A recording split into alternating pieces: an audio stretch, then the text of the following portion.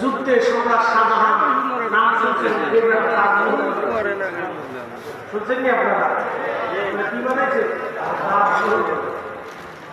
তার স্ত্রী সৌধতির মাত্র কি করছেন? ও বেটা নিজের বাপের বিরুদ্ধে ক্ষমতার জন্য ৬০ বার যুদ্ধ করছে।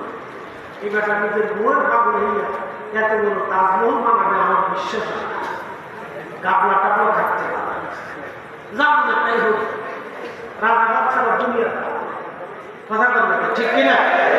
রাজা বাচ্চারা কিসের পাবে? আর একটা তথ্য মনে রাখবেন, ভালো করে শুনে রাখবেন, ভালো করে শুনে রাখবেন। রাষ্ট্রের অর্থের ভিতরে গরিব আর মজলুম মানুষের রক্ত লেগে থাকে।